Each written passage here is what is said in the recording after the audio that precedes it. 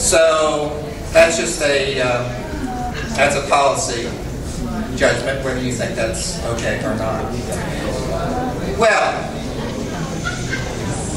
now, I would like to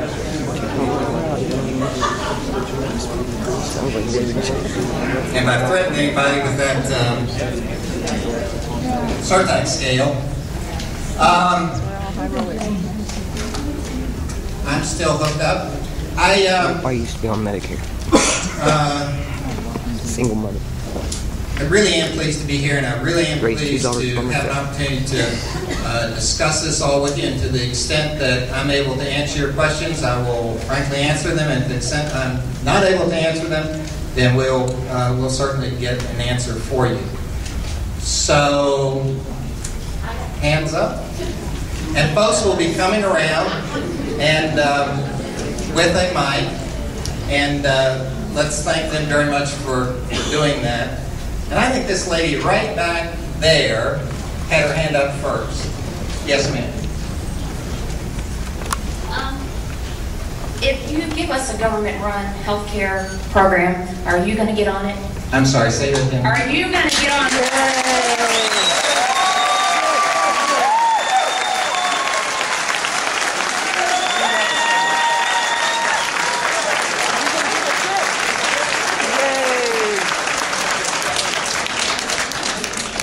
Well, let me first describe the health care plan that I'm on.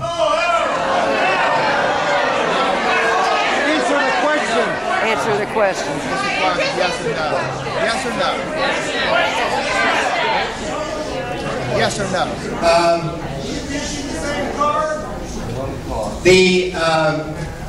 The various agencies of the United States government have health plans. The Department of Energy, the DEA has health care plans, and any member of Congress or employees of the Congress, they can choose from those various plans. Interestingly enough, under this plan, that's what it does for folks. It gives people.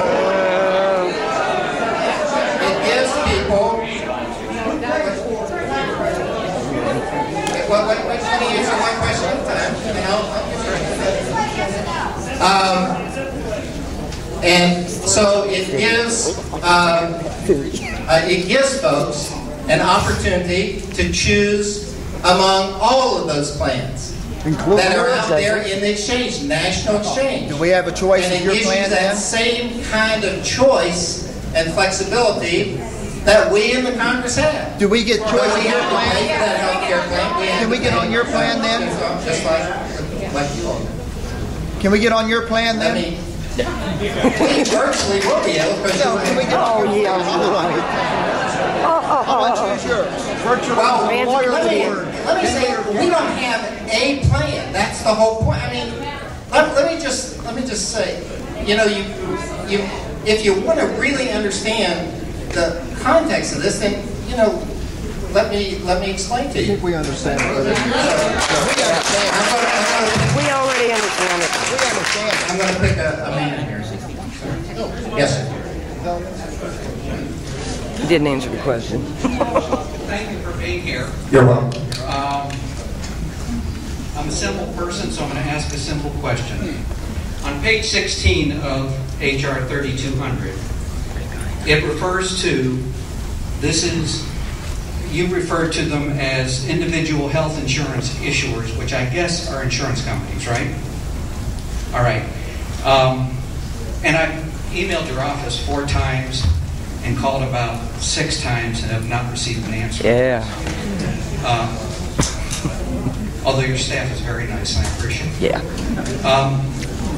It says, limitation of new enrollment for the healthcare issuers. That's one, which I assume means no new clients or customers. And 2, and this is from the bill, and please folks, read the bill. Don't read talking points. Please read the bill. You can download it on the internet.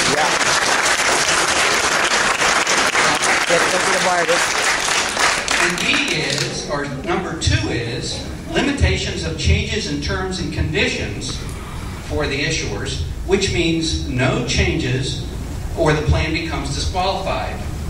And so my question is, when you talk about all these choices, how does an insurance company stay in business with A, no new customers, and B, it can't be competitive on the market, it can't change its plan, it can't change its rates? I don't understand it. So that's why I assume, despite what you say, when I read this, that by 2013, this is going to be a single-payer plan.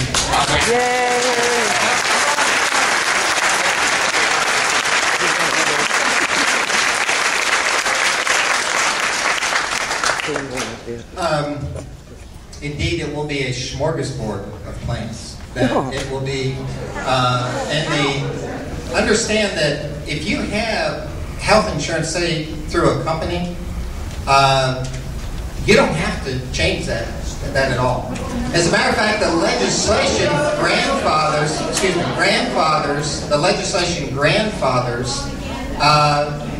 insurance plans, even if it does not meet the minimum standard. So